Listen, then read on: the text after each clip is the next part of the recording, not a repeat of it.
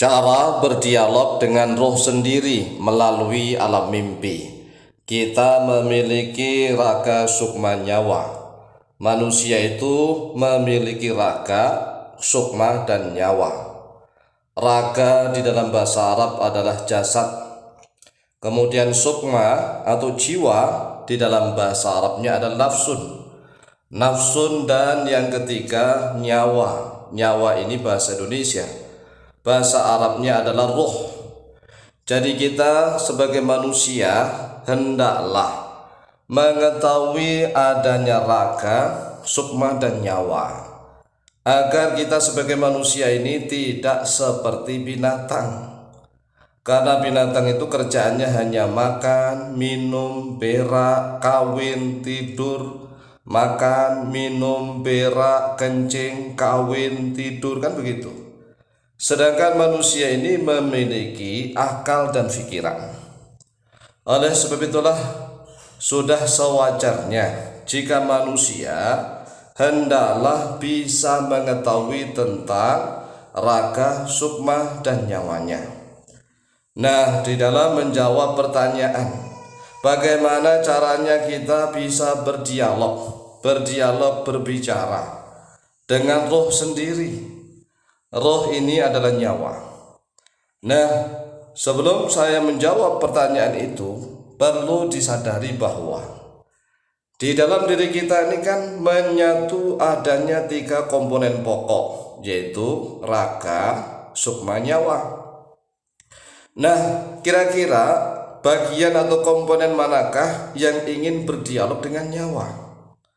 Nyawa ini kan satu komponen. Yang bisa berdialog dengan nyawa kita adalah raga kita. Nah, raga itu tatkala masih hidup bisa berdialog dengan nyawanya dengan syarat, dengan suatu media. Ya, ada syaratnya, ada medianya, yaitu yang namanya jiwa. Jiwa ini adalah nafsun. Nah, masalahnya di Indonesia, nafsun ini sering diartikan negatif. Perhatikan ya. Jadi nafsun itu di Indonesia sering diartikan negatif. Padahal nafsun ini adalah kekuatan jiwa. Jiwa atau sukma yang bisa menyebabkan manusia punya keinginan. Dan nafsun itu yang jelek hanya ada 2. Di dalam bahasa Arab, an-nafsu al-ammarah bisu'. An-nafsu al-ammarah bisu' yaitu nafsu yang selalu memerintahkan kepada keburukan. Kemudian yang kedua, an-nafsu al-lawwamah. An-nafsu al-lawwamah itu adalah nafsu yang sudah menyesal, menyadari dia orang yang buruk, menyadari kalau dia buruk, banyak dosa, menyadari kalau dia ini orang bodoh, tetapi tidak segera berbuat baik, tidak segera menuntut ilmu. Dia menyadari bahwa dia ini orang baik, orang bodoh yang sudah banyak dosa, menyesal sesesal-sesalnya, tetapi dia masih tidak segera berbuat baik. Nah, kedua nafsu inilah yang buruk, yaitu an-nafsu al-ammarah bisu', dan yang kedua an-nafsu al-lawwamah. Kemudian yang ketiga an-nafsu al-mulhamah. Nafsu al-mulhamah itu nafsu yang diilhami oleh Allah. Nah, ini bisa baik, bisa buruk. Karena kata Allah di dalam Al-Quran, wa nafsi wa ma sawwaha fa'alhamaha fujuraha wa taqwaha. Jadi inilah yang dijelaskan di dalam Al-Quran. Wa nafsin, demi nafsu, wa ma sawwaha, dan demi sesuatu yang menyempurnakan nafsu. Fa'alhamaha fujuraha wa taqwaha, lalu Allah mengilhamkan. Allah memberikan ilham kepada nafsu itu fujuraha wa taqwaha, tentang fujurnya. Fujur itu durhaka.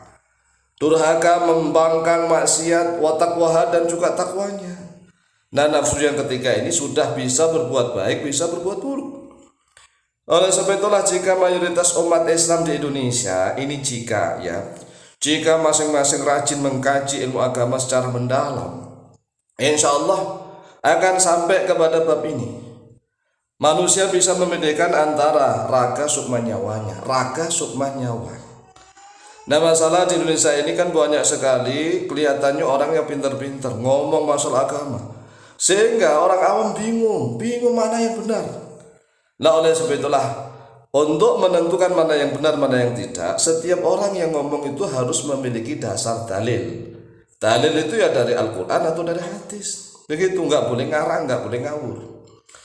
Nah, sekarang sebelum kita bisa mencapai kepada makom itu tingkat derajat, bagaimana manusia itu bisa berdialog dengan rohnya sendiri atau nyawanya sendiri.